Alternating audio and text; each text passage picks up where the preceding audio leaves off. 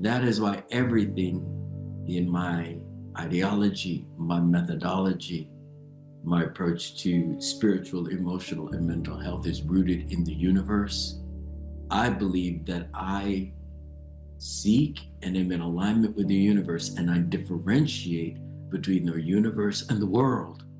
The world can be very cruel, and telling stories reminds me one of the reasons why Shakespeare is a big part of my foundation as an actor is because Shakespeare taught me about the power of humanity, taught me about the insanity of love, and taught me about the fact that human beings will eat the heads of other human beings in the world, but that there's a universe.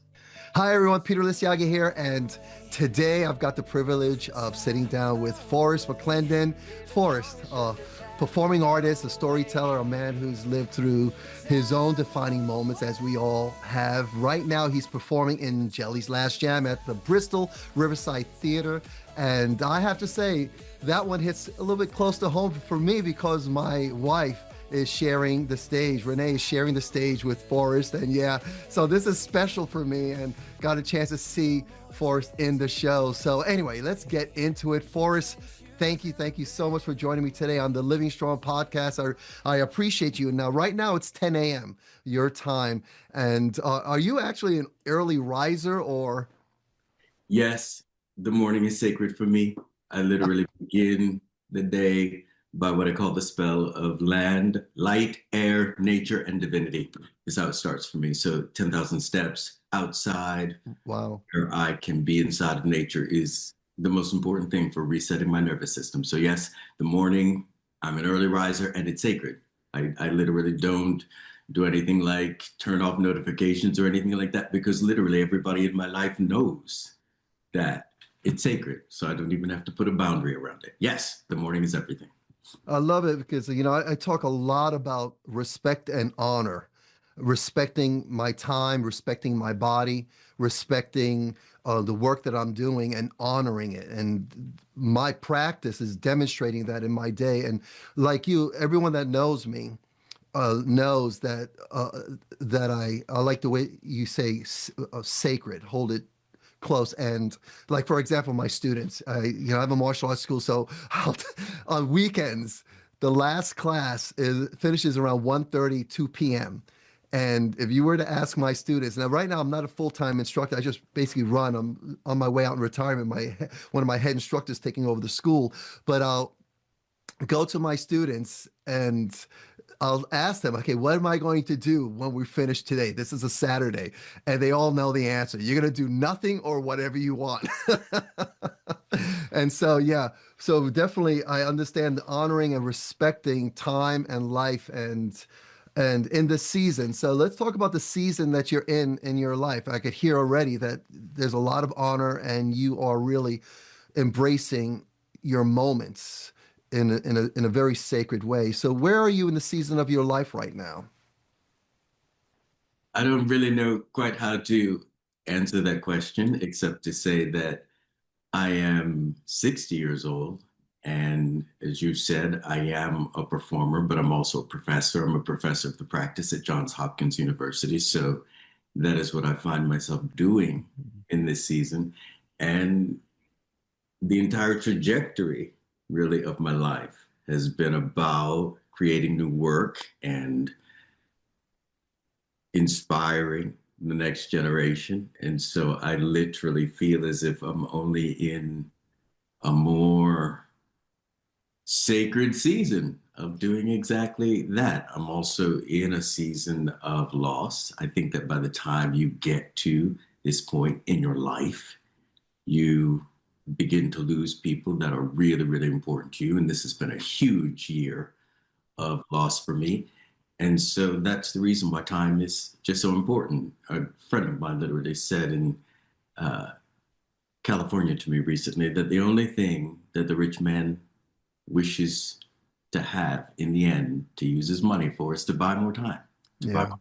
And that is why it is so sacred.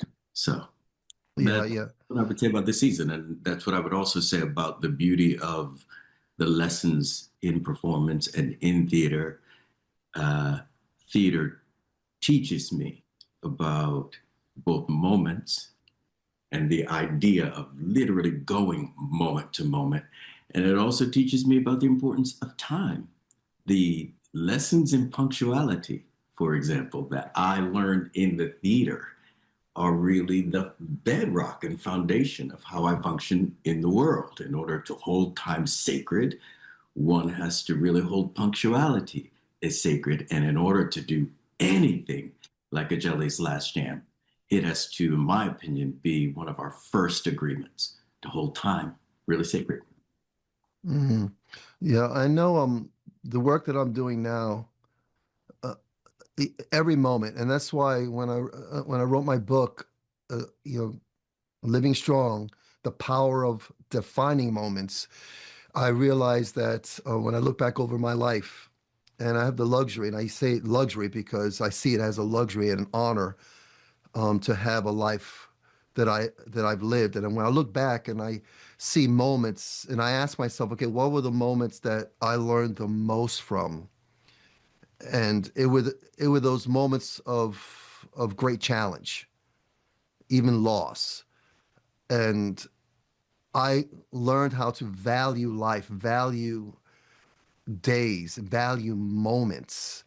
And even right now, as we sit, I teach our students that be present, focus, be in the moment. And even when you're on stage, when I was on stage, it was being in that moment. When I train martial arts, I'm in that moment. Yesterday, I trained with a gentleman that came in and we were grappling. I do jujitsu and we were grappling. And you have to be in the moment or else you end up hurting yourself.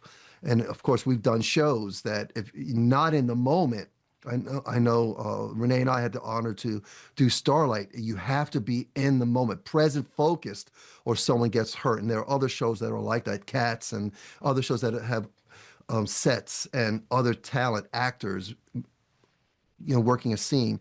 And so for me, it feels at where I am in this season now, whatever I do is just being in that moment and honoring that moment. And it's just great to be where I am right now. Really great. With you reflecting back and then looking and then from here in this moment in your life, season in your life, how does it feel? I mean, I think I already heard a bit of the answer in some of your some things that you shared. But looking back and then from here, what kind of feeling comes up with you? I know for me it's just gratitude now and honoring, and I just love all moments that I've had. Yes. In a nutshell, I keep coming back to Jellies because that's the season that I'm in, that's the story that I'm in, and usually the story that I choose to tell reflects the season that I'm in. And my character, the Chimney Man, says to Jelly Roll Morton, you have to have grit to go with the gravy, you have to have pain to go with the song. In art, it's called chiaroscuro. In vocal production, the light and the dark of the tone. And it's just the idea that there is going to be love and there is going to, in fact, be loss. And so I hold all experiences from this vantage point as, again, just sacred. They are simply what they are. In order to be promoted to professor of the practice at Johns Hopkins, I had to document what really is a 30-year career. And in a nutshell, when I look back over, one of the first things that I found myself doing was an Eleanor Fuchs exercise, which is to look at three moments in a story: the opening image, the last image, and some image in the middle, without which you can't get from the beginning to the end.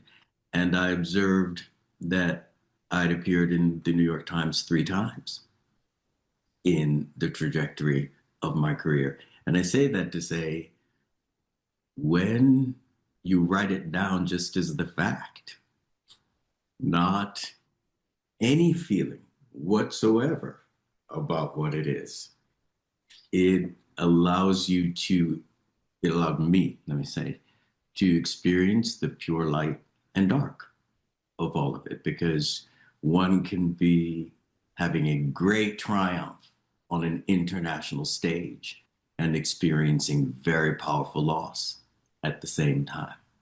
And I just know that that is true for so many people, Mhm. my profession.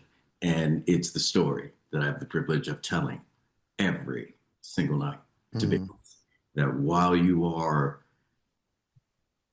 getting record deals with RCA, there is something else happening in the underpinning of your life. And that's really how I see it. You know, it's that's the greatest privilege to me to have documented it without emotion. Just the fact, in 1995, I was here, I did this, and the New York Times said this. It's not my feeling about it. This is the fact of what happened to me. Mhm. I know defining moments for me, looking back, I know they were my defining moments, and defining moments for me where I made pivots in my life.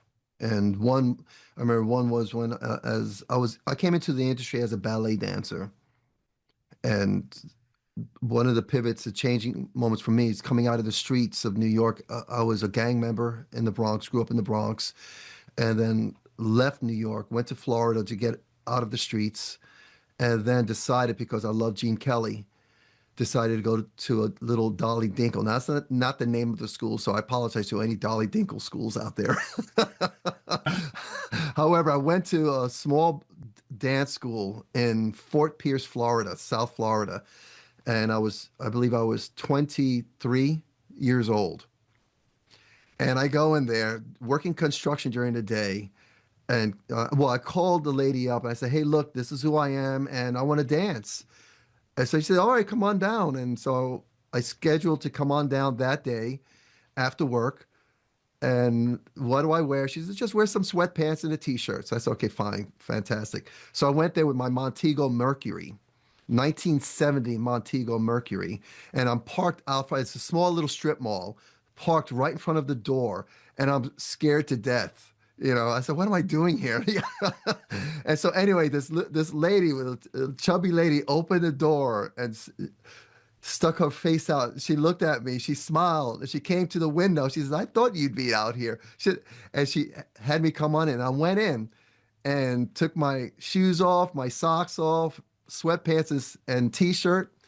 And I was the only guy there. And everyone else, all the girls there were like 10 and younger. So here I am so that was for me a defining moment. Yeah. And then I loved it. I truly loved it. And then someone else found me. And then another pivotal moment, defining moment, was when I went to New York to be this ballet dancer. And then when I went there, I was 26 years old, 27 years old, I believe. Went there, realized the reality of being a professional dancer. There was no way that I could compete. And then my friend Kevin Brooks says, "You know what? Just start auditioning for anything except ballets." So that's when I got Hershey Park, and I eventually got Hershey Park, and that's where I met Renee. Pivotal defining moments that changed the trajectory of my life. And so it sounded like those interviews you appearing in the newspaper was one.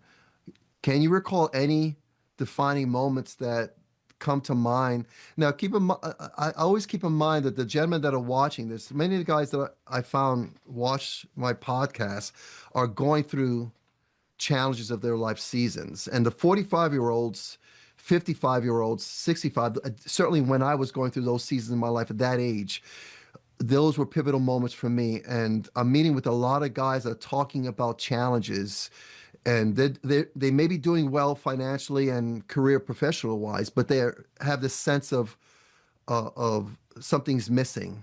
And some of them use the word uselessness. I don't feel useful anymore.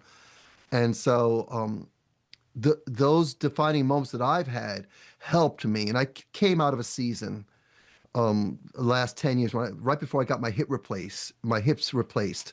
I went through 10 years of feeling lost, useless. especially when I stepped off this floor, and even though business-wise was doing great, I wasn't the head instructor anymore. I've lost my meaning. I had went through the same thing in the performing arts. And so I know a lot of guys that I speak to are looking for hope, encouragement, inspiration to just to keep moving forward and to live strong. And so as I share my defining moments, I always keep that in mind, that they're funny sometimes and heartbreaking at other times, but sharing them helps other guys. And I say guys because that's been my audience, and I can relate to them as a guy. And wanted to ask you some of your defining moments that were pivotal for you, that you can maybe share with other men that's listening, that maybe that 45-year-old that's at that place, that's doing well. However, they had this sense of something's missing, even sense of uselessness. The first thing that I would say for myself is that in order to be present in the moment, I can't think so much about pivotal moments. I think about pivoting moments. I think about the idea that, especially coming through the crown of the 40s, coming through, and I think really by the time I arrived at 40, I felt like I was coming into a crown. By the time I came into 50, I felt as if jewels were being put in the crown. But at the same time, what I was experiencing was the opposite of what I described earlier, which is I can look back at 60, I can say I was interviewed in the New York Times at 3 specific moments, and I can draw a straight line through those moments. The fact of the matter is that is only from a pivotal perspective. What I was in at the time was a pivoting perspective. It's the idea for me of being a construction worker and literally going and doing ballet. It's the idea of moving to New York to be a performer and going and working on Wall Street, going and working in RCA in the mailroom. The idea that I'm not asking myself how to be useful in that moment. Quite frankly, I have to do the most useful thing, which is go to work and be in this mailroom until you can pivot to that thing that that is your internal GPS. And that's really what my guidance, my protection, my support. That's what my divinity really is about. But that's not what I'm feeling while I'm out there in the middle of a Cat 5 hurricane driving an aircraft carrier and trying to keep all the planes safe, and at the same time trying to navigate a path that you simply cannot see. By definition, it is not designed for you to be in the middle of the hurricane and see what is on the other side of it. That is, from my perspective now, illogical. What I do believe is that as an aircraft carrier, I am safest out in the middle of the ocean. If it's a Cat 5, I don't need anything tethering me to the dock. I need to literally be in the middle of the storm and able to pivot with it as it literally pivots. That's the thing that we watch anytime we see a nor'easter coming. Anytime we see a hurricane coming up as we head into the season, we're asking ourselves, will it pivot? Will it turn? What will its direction be? And so anticipation will not work. It will not support me in that. And again, it's a thing that one learns on stage. One learns about being super present in the moment. If that storm turns, I will have to adjust. If what's great about working collaboratively and creatively in theater is that you reach what I call agreements. You and I decide that this is what the moment is and this is what is to happen. The magic happens when that thing we decided does not happen. And suddenly the wine bottle falls and shatters when it wasn't supposed to. And as you said earlier, it's not a moment where I can ignore the glass on the floor and hold to what I saw in your eyes yesterday. because I've now created something, a hazard that puts another person at risk. Your safety, my safety, and of course, the safety of anybody else coming into that space. So I have to be fully capable of pivoting to what is happening in front of me. And I think that's the way I would describe moving through really big moments in my life that I could look back. I've had to report to people what I view about it as being defining. But again, that to me has a feeling around it.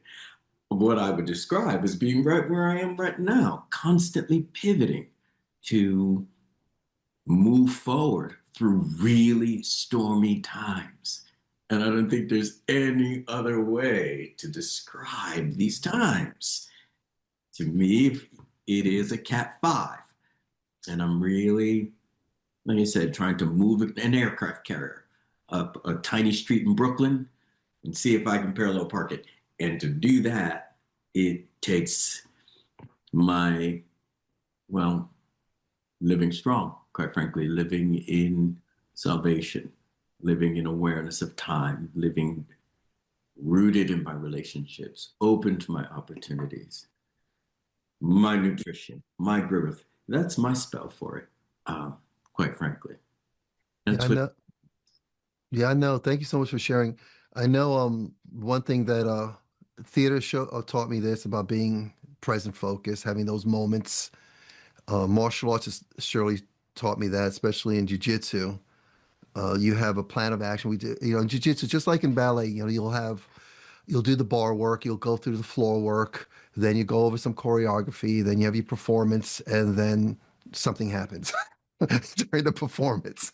And it happens now with me in jujitsu. You go through the drilling, you drill, you work with your partner, you drill over and over and over again. And then we do what we call randori.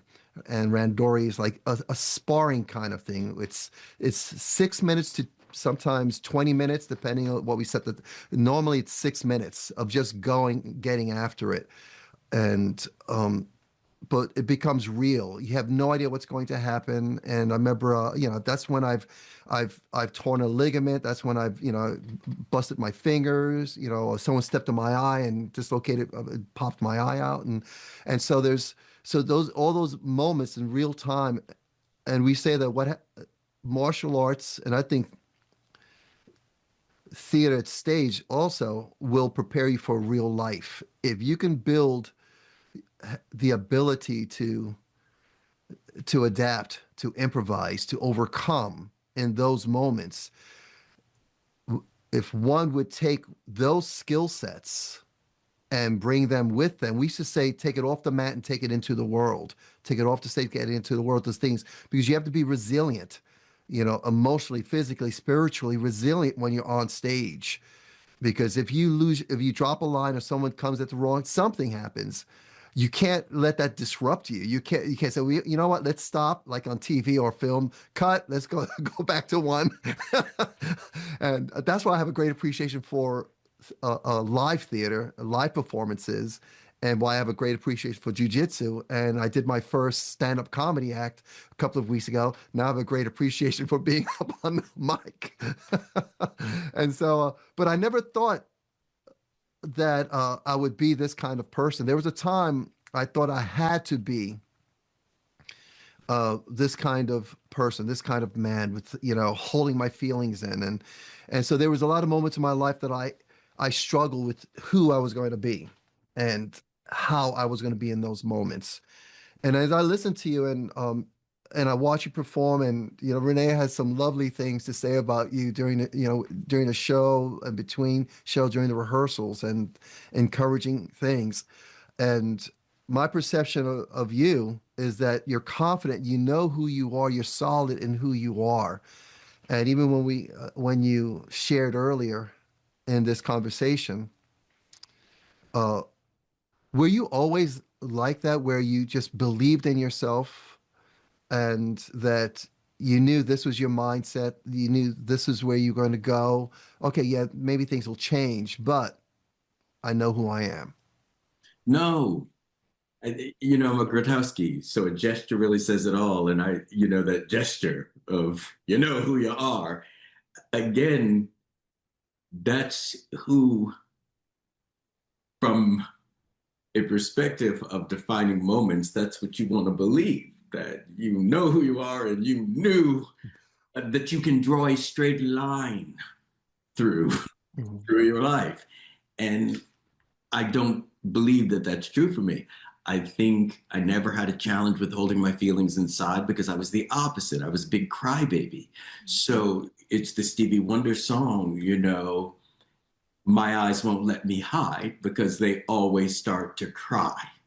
Mhm. In the gift of that means that there was an earnestness and no guile inside of me. There was no distance between my heart and my eyes. If I'm feeling it, whether it's right or whether it's wrong, my eyes are literally leaking. And sometimes it's in great joy, and sometimes it's absolutely in great pain.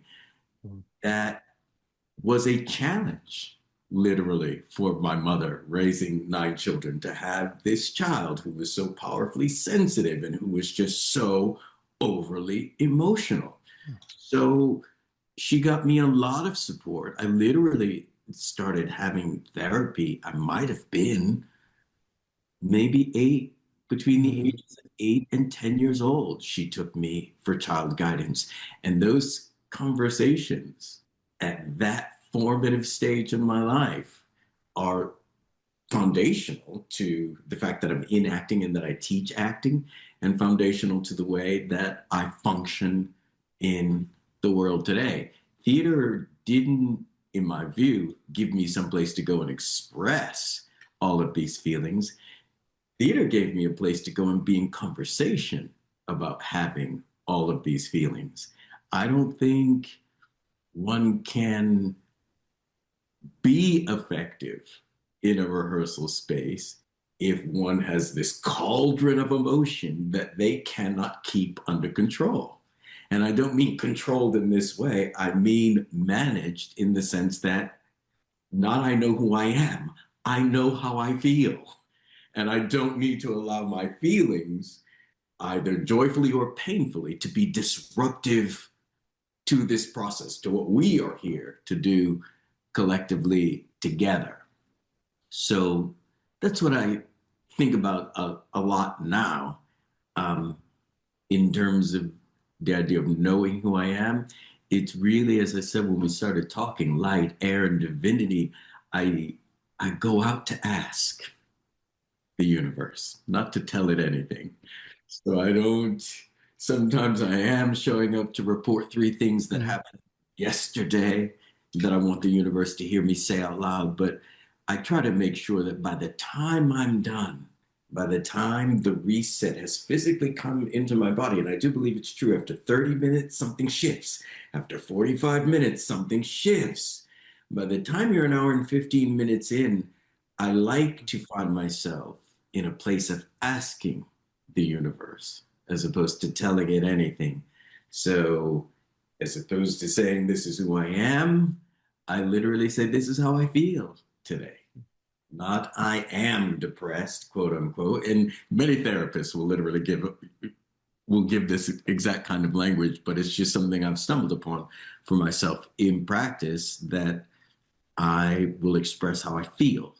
And so it is being very, very aware of the feelings that allow me to be present as who I am, as Mhm. somebody who knows this is how I'm feeling today, and this is what I'm bringing into the world today, not just into this collaborative space, but into the world.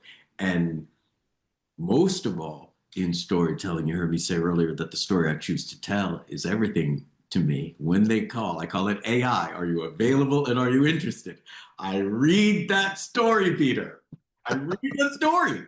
And that's the thing I'm signing on to. Because quite frankly, they don't send me a cast list that tells me that Renee, your wife who I worked with 20 years ago, is going to be in the cast. So I'm not signing on to Renee. I want to be, and I love her so deeply. But it's to literally say that is a huge, huge challenge as an actor. You would like to say you're signing on, I call it WWW, work with whom. You'd like to be able to say you're signing on to these people. But when they ask if you're available and interested, that is not the question they're putting on the table. Mhm. They're asking, are you interested in telling the story of Jelly Roll Morton? That's what it comes down to me.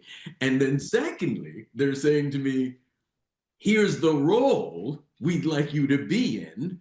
And can you agree to tell this story Mhm. through that lens, through that voice? And so, I say that to say it allows me to be completely present as who I am because I know I've committed to that story and I'm bringing with me the full cauldron, as I call it, of who I am emotionally. I don't think emotions are black and white. I don't think emotions are salt and pepper. I like a gumbo of emotion. I think when Mhm. you put it on your tongue, you should be tasting a lot of very complex history coming together. And a good gumbo is that tasty, but you need a moment to say, I'm feeling some of this mixed with some of this, with a flavoring of this. And what does that mean for this moment? Not again as a defining moment, as something that because I've had this complex feeling, this is now who I am. That's the feeling. And Mhm. here's where I am in this moment. What does that mean? As I, again, as you said earlier, take the next turn. As I think about my 40s, my 50s coming through, it's literally what is the next turn?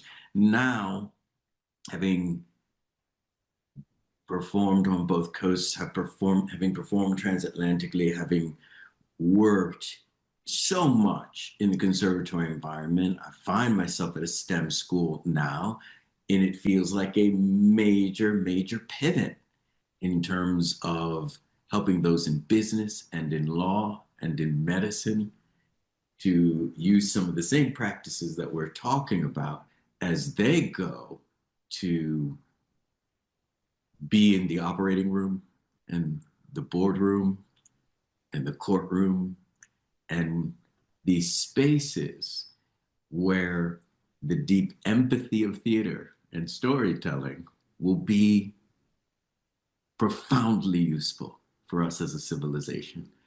So that to me is just to speak of how I see pivoting. Pivotal emotionalizes for me, Peter. If I'm being honest, it becomes something that Mhm. I try to hold on to as a feeling, and feeling doesn't serve me well in acting. It really doesn't. I have to really hang on to the thing we're trying to do in this moment, which is, your book, your podcast, your whole brand methodology really says is to live strong. That's not a feeling for me. That is Mhm. literally an action.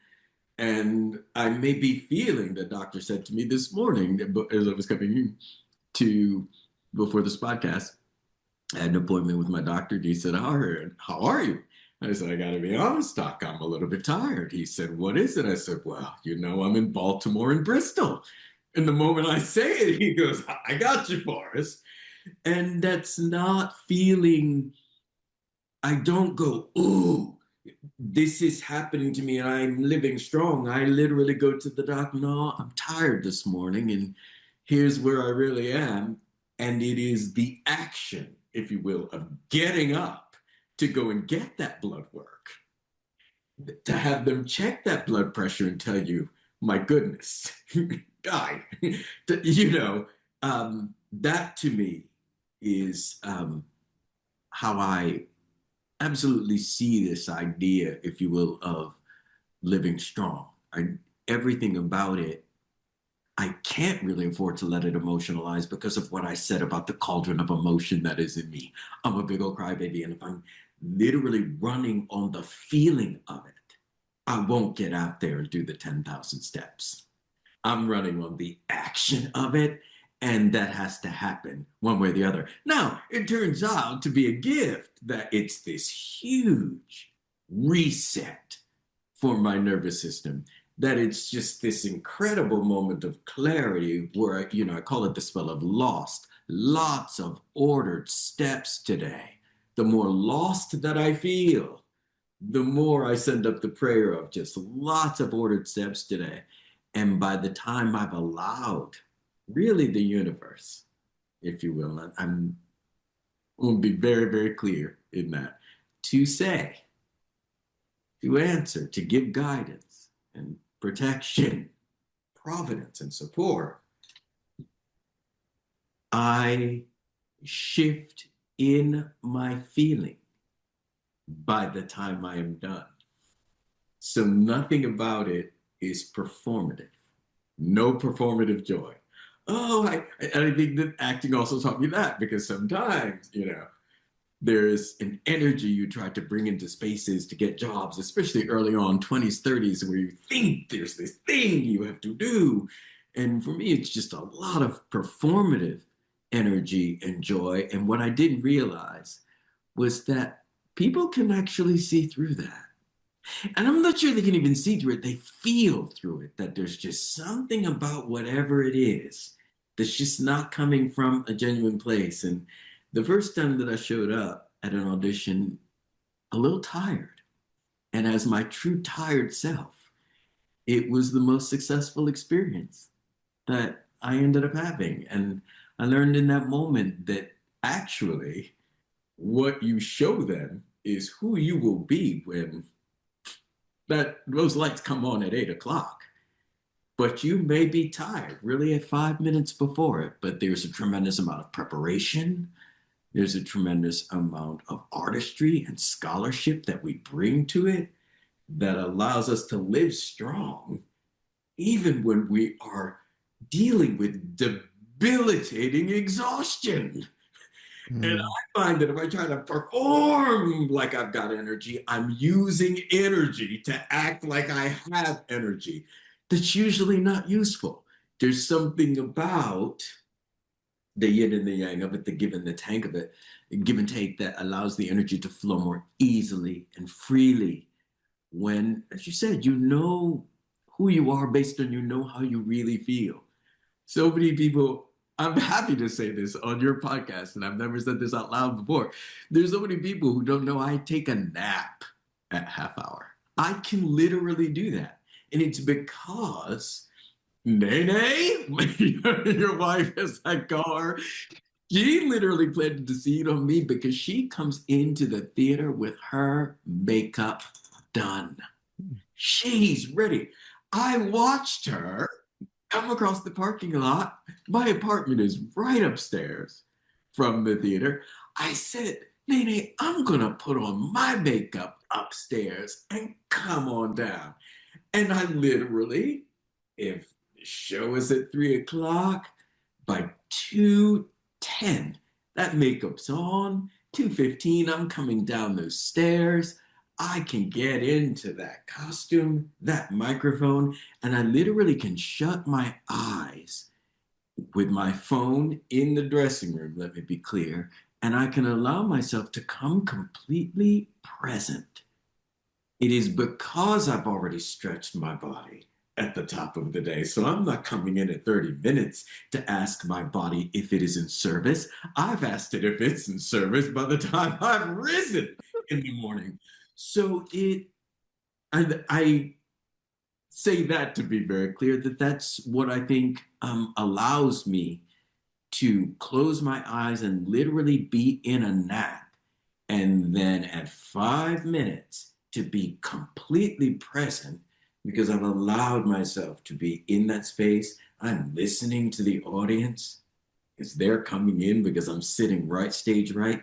And I just think that all of that is part of my consciousness. All of it is part of something that calms me. I wouldn't call it confidence. Confidence might look like that, but it calms me because I'm not wondering who's coming. I'm literally hearing and feeling the energy of who is coming. And I can tell when I'm present because I literally won't sweat. It's literal, no sweat. And it means that I've rested. I feel the energy and feel aligned with the energy that is here.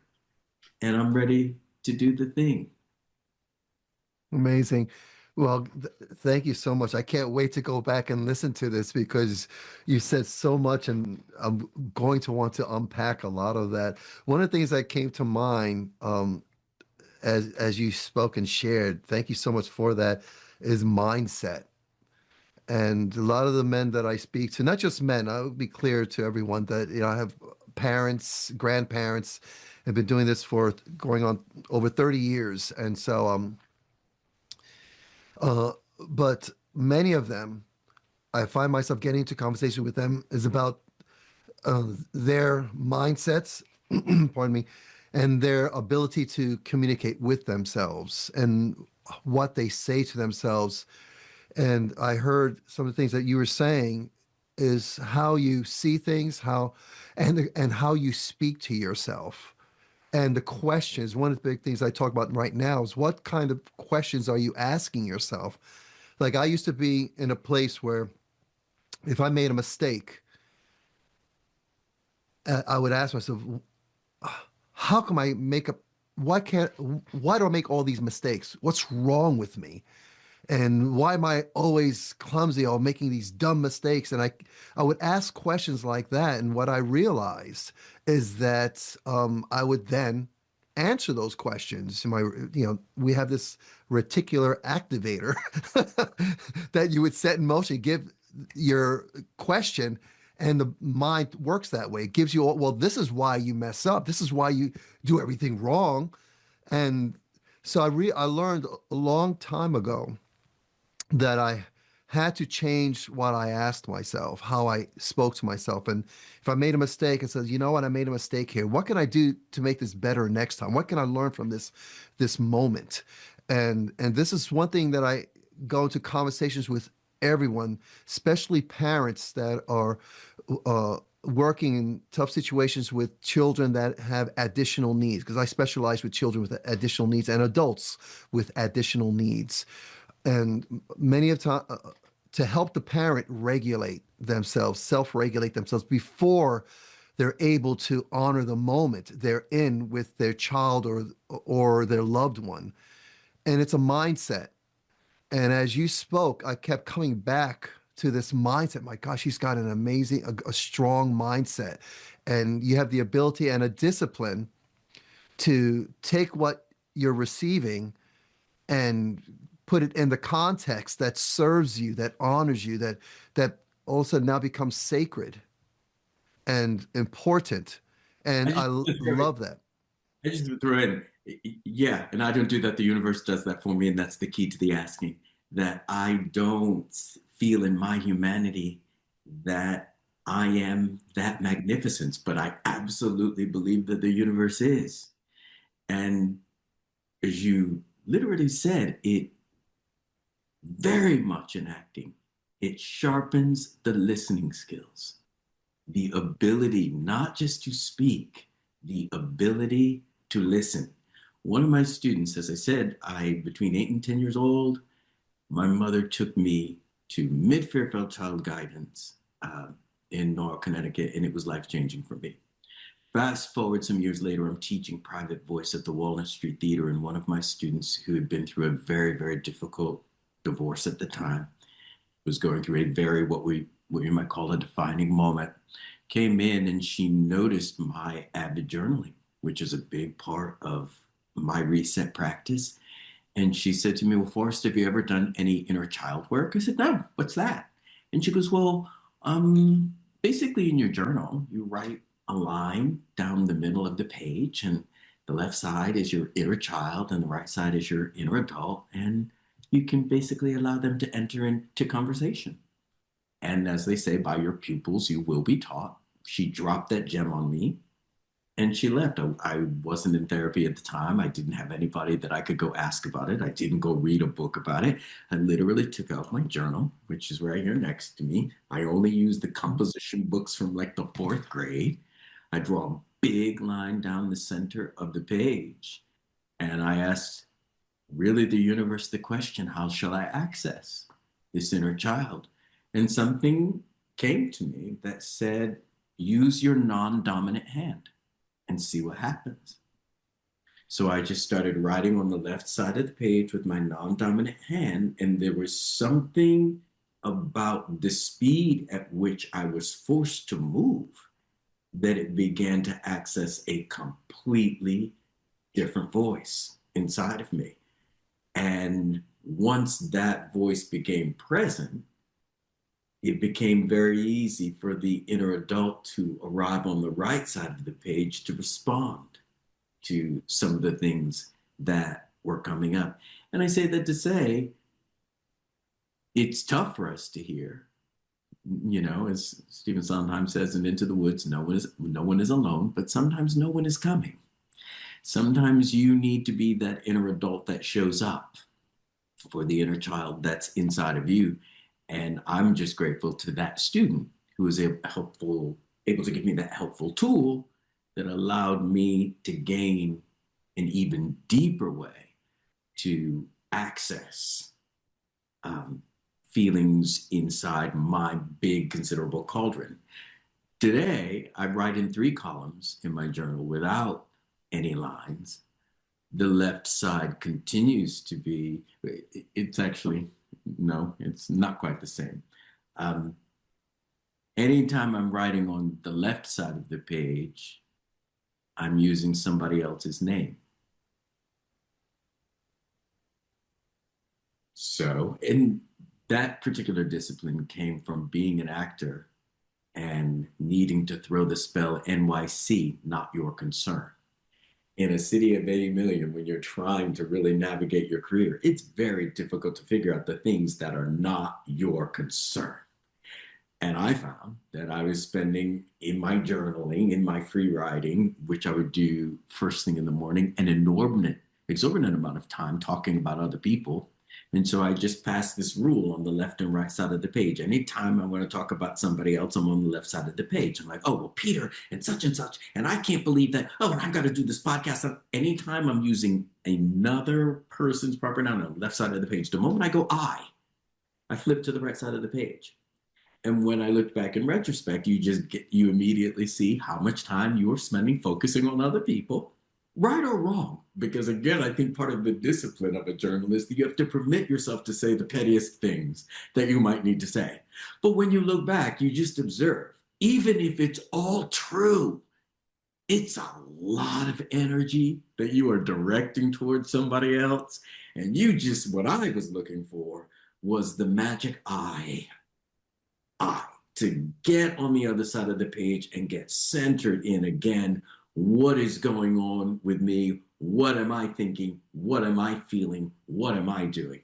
And I say that to say now, I primarily write in 3 columns. The left column is certainly less, it has no attack or blame or criticism in it anymore. It'll literally be, I've got the appointment with the doctor, or no, sorry. I've got the pocket. Even that's not so. I literally might speak about somebody else. I say that to say because the right side of the page is literally a bunch of check boxes. Check boxes. Mm-hmm. You see right there, it's like literally Peter, 10 o'clock. It's about, and it's literally on the right side of the page because the right side of the page is the universe's ordering. That is what the universe told me to do. So if I want the rent paid, I literally make a box, I write rent, I put it on the right side of the page, and the universe literally answers those questions. In the middle, there's a middle column where I'm just talking about how I'm feeling. So I'll start with something like, here, my 3 columns are labeled here, this, and now. Here meaning, here is where I am literally. This meaning, this is how I feel. And the right column is now I need. So I can say, I am here in Bristol. I just woke up and I'm looking at the river. I feel really, really invigorated this morning. I feel exhausted this morning. Third column, now I need potassium. I need bananas. I need yogurt. I need coffee. I need prayer. So here and this and now are how I navigate in my listening, as you brought up, because that really is the question. It's very easy for one to say, listen to yourself and talk to yourself and journal. I had to learn a lot of different tools for figuring out how to extract the best things from my journal. My journaling started with a course by Julia Cameron called The Artist's Way. It's a 14-week course in creative spirituality, really. And one of the exercises is called morning pages. Morning as in do them in the morning. And so if you're getting up at 6, you set the alarm for 5:30 and you get up and you do 30 minutes of free writing. Just whatever's in your brain, you dump it out. And she's got different exercises where you go back and read, you go back and reflect. I wasn't a big go back and read and reflect person.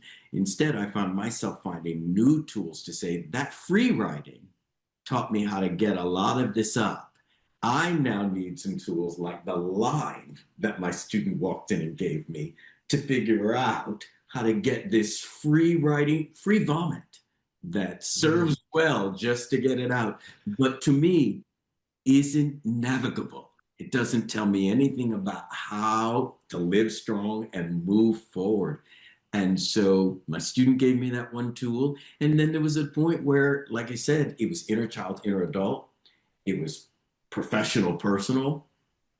And then eventually, once I stopped making it worldly, and because for me, there's a difference between the world and the universe. Once I made it about the universe, 3 columns showed up, and I found myself really beginning with here I am, meaning I named the place so that I'm present here. This is how I feel.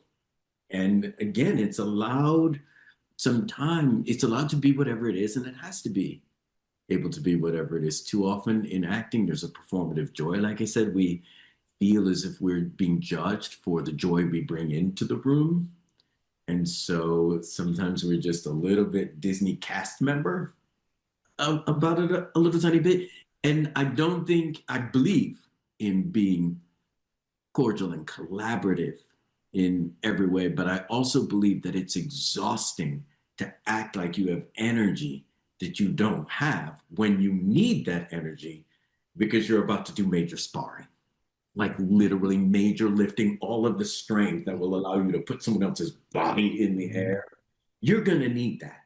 And if you're busy trying to exude that you have great energy, when quite frankly, you're strong, one can be strong and exhausted. I like it's we I would say we must learn that there can be more room for complexity in all things, for two things that seem like they can't exist in the same space absolutely can in a given moment, and you can be strong and exhausted. You can feel totally useless and be completely useful, provided, again, one is mindful of their partner, mindful of their children, mindful of their coworkers, who, what happens, I hate to keep bringing up your wife, but she'll bring a lovely gift if she sees someone who needs support. So there's, when we are mindful, it's extraordinary what we can do. And that's the performance of generosity, not the performance of energy, not the performance of strength. I'm getting strong. I think living strong is literally being truthful. Yeah, I love it. I love it. I love being at this season of my life because there's stuff that you're sharing that did not necessarily come from reading or necessarily in a classroom, but it came from just living life, being in moments. And there's a practice that you're sharing right now in this season of your life that there's a heart to it and a sincerity to it. And it only comes from living a life. There's a conviction in what you're saying. And that only comes from living life. And when I speak to my young instructors, I have a head instructor, Master McGill. I love you, brother. Great guy. He's 27, going to be 28. He and I share the same month. His birthday's next month on the 12th. And he started with us when he was 3 years old. So he's been with us for his whole life. And he's an amazing instructor. And watching him teach the young kids and the seniors and the adults, amazing. And even myself, jumped into the class last night, and just to hear him and participate in his instruction, phenomenal. And we have conversations, and I said that, I can't wait for you to get to your 40s, your 50s, and your 60s. And if if you live that long, if it's the will of the universe for you to live that long, I can't wait. You are going to be phenomenal as someone who cares and has compassion and helps people through this human experience. Just watching him at 27. And I love being where I am right now, having lived through a life. And I remember years ago when I was managing a recording artist who was much younger than me at the time, and I shared my some of my story at the time. I guess I was in my late 30s, and he came up to me and said, "Gosh, in so many words, he said that what I say to him now, based on what he heard about my life experience, validated a lot of the things that I was sharing with him as far as guidance and direction and quote unquote advice, counsel." And I love being here because at the end of the day, I love saying that, you know, um, I I don't know what I do is I know this. This is what I went through. This is what I experienced, and this is what I've learned. And this is how I live my day today.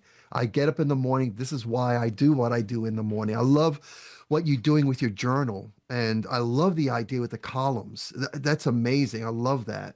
And I'm going to add that. So I've learned that because I know I've journaled my whole life. My whole life I've journaled. And to this day, and I love the columns. It added something new to me. I said, "Oh my gosh, that's amazing! I love that. I love that."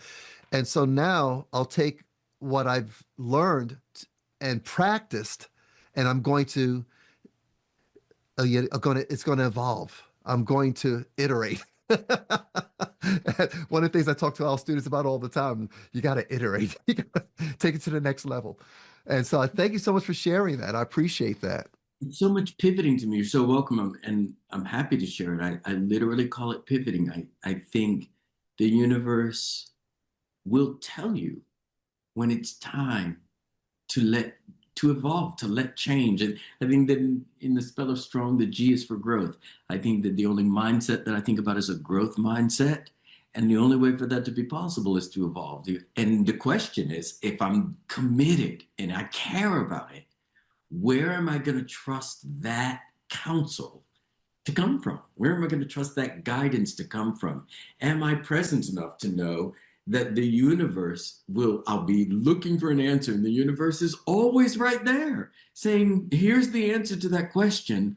Are you ready to receive that? The student has become the teacher in this moment. I know they're handing you the check, but just in that one interaction, the student has brought you the thing that you need today.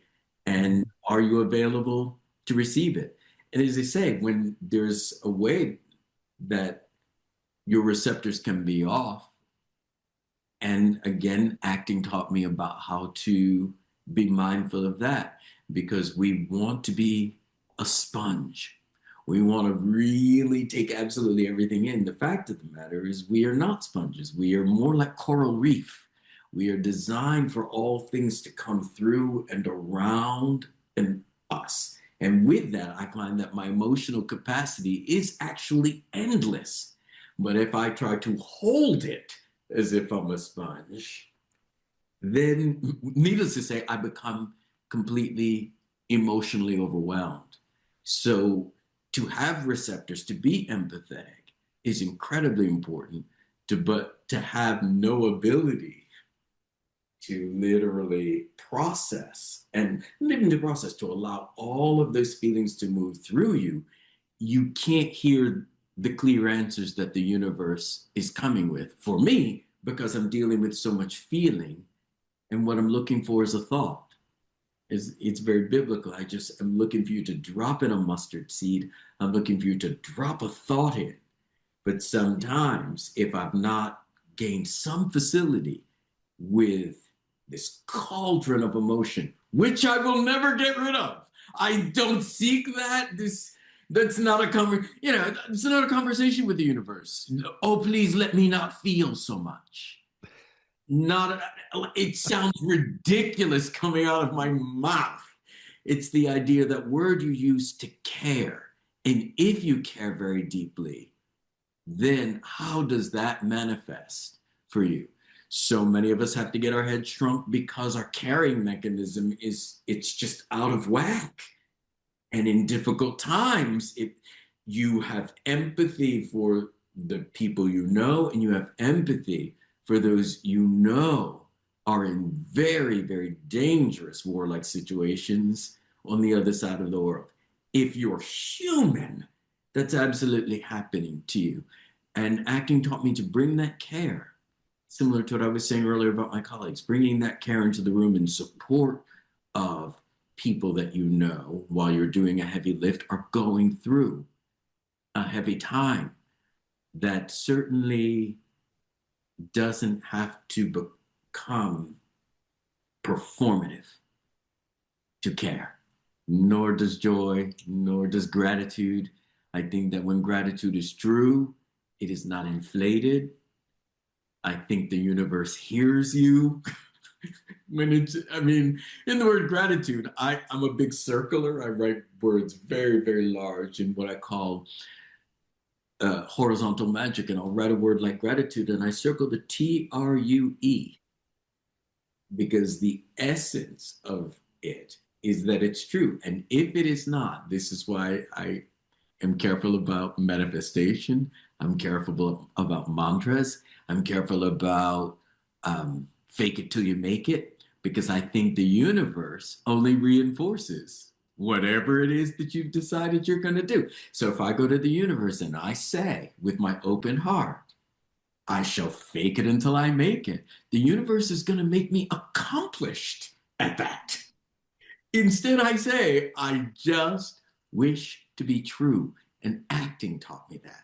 To stop, get inside of a story, get inside of a room with some other individuals, and agree on the truth of a moment. And if you can bring that to your daily life, there's what I call just a complete alignment with the universe, even in fear, even in exhaustion, even in a state of want, even in a season or a moment of retrenchment where things felt like they were growing and they're not. There is an alignment with the universe that lets me know that all things are as they should be. But never if it's not true, Peter. Never if it's not true. My gosh, this is fantastic. Thank you so much. Now, yeah, that's amazing. And as we wrap up, I want to think about that one person. What I'm finding, and this is something that I've always had on my heart my whole life. I think it came from my mom. That it that this idea that there's one person out there that needs to hear what just you. Now, you could say the exact same thing they've been hearing their whole lives. And I've heard this from parents to their kids. My kids, I've been telling that to my kid his whole life. But when you said that, it made a difference. From this point on, they're doing it. But there's someone in this world that I know that needs to hear something from you. That one person, what would you say to that one person as we embrace this truth that you have of the universe? And on your heart, what would you say to that one person as far as what you've learned? This is what you've practiced. And hey, try that. Let I hope it. I believe it's something that you need to hear. So, what would you say to that one person? Oh, there are two things that come to mind, so I will need to say them both. The first is something that Coleman Domingo said to me, and it is basically never rehearse being yourself.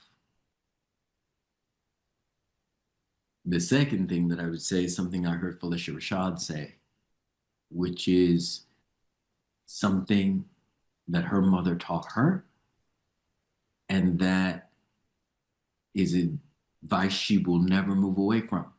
And that is that the universe bears no ill towards her, and that she bears no ill towards the universe. That is why everything in my ideology, my methodology, my approach to spiritual, emotional, and mental health is rooted in the universe. I believe that I seek and am in alignment with the universe, and I differentiate between the universe and the world. The world can be very cruel, and telling stories reminds me, one of the reasons why Shakespeare is a big part of my foundation as an actor is because Shakespeare taught me about the power of humanity, taught me about the insanity of love, and taught me about the fact that human beings will eat the heads of other human beings in the world, Mhm. but that there's a universe that with which I can be in alignment that actually intends no harm towards me, because I cannot be strong without my salvation. I cannot be strong without my safety. And I cannot be in a world, as you were saying earlier, where I'm promoting situations where people are unsafe. I'm in martial arts practice and I'm not present and I'm risking your safety. I'm on stage with an actor and I'm not present and I'm supposed to move that thing and I'm risking your safety. That is me out of alignment in the world, not in the universe. And so, for the one person out there, I would say that it, for me, is rooted in salvation. And I'm deeply grateful to Pastor Joseph Clemens, who in my mind is responsible for my salvation, responsible for my relationship with God, to be blunt, because it is not rooted in religion because of that great pastor. Um, he's the one who told me at 9 years old, the only thing required for my salvation, only thing, is for me to hold it in my heart and speak it up. So for that Fantastic. out there, salvation. Well, thank you. Thank you. Wow. I cannot tell you how honored I am that you spent this time with me, Forrest. Thank you so much. And I could actually love to go on and on, but you have so many great things to share and say, I believe. And there's so many questions I have that I wanted to ask of you, but I'm acutely aware of the time and honoring your time. And yeah, like, your professorship and also the things that you've done in your life. And there are certain things I heard. Oh my gosh, I think he did this. I would love to find out more about that. However, with that being said, I have to make sure I honor other people's time as well. And yeah, I know my mentors have told me that, your podcast could be as long as you want it to be. Don't worry about how long it is. I says, well, no, I get that. However, I need to honor the time of my guests. and Here and I'm and happy to share. And so thank you. oh man, I appreciate that. So what I'm going to do is I'm going to do a bit of an outro. So everyone, I'm going to uh, have Forrest wait a second, and Forrest, I'm going to once I stop recording, don't go anywhere. Let me just close this off, and then I want to say goodbye to you after I finish the recording. Okay, so give me a moment, and I'll wrap it up, and let me go ahead and wrap this up. Hey guys, everyone, listen, if something in this conversation spoke to you, even just one thing, don't let it pass. Take a moment, sit with it, and then take one small step. That's it. One small step and something you're going to do to put shoes to it, whether it's maybe, sharing it with someone else. And so that's what Living Strong for me is all about. It's just taking what you've learned, find a way to practice it, get creative, and keep living strong. If you want to go a little bit deeper, I I did put together a short video that's about 8 minutes long where I walk through the Living Strong methodology, just a simple ideas, simple practices, things I've learned and continue to live by. And I will make adjustments. Like today, I will make an adjustment to my journaling. I love what Forrest said about that. And I'm always making a few things available for you guys for free. And I make available my book, the ebook. It's in hard copy, but I'll send it to you free of charge. Living Strong, the Power of Defining Moments. And also, I'll send you a simple outline, PDF outline of my Living Strong methodology, along with my Living Strong manifesto. If you want that, just comment below. I'll send that to you. It's 100% free. Love for you guys to have. And remember, you don't have to have it all figured out. You just have to keep showing up, living strong one step at a time. And remember, you're always in great shape for the shape you're in. And you're never too old, broken, bruised, or beat to live strong. And I believe that to my heart. So everyone, have a great day. I'm going to sign off and talk to you guys next time. Bye.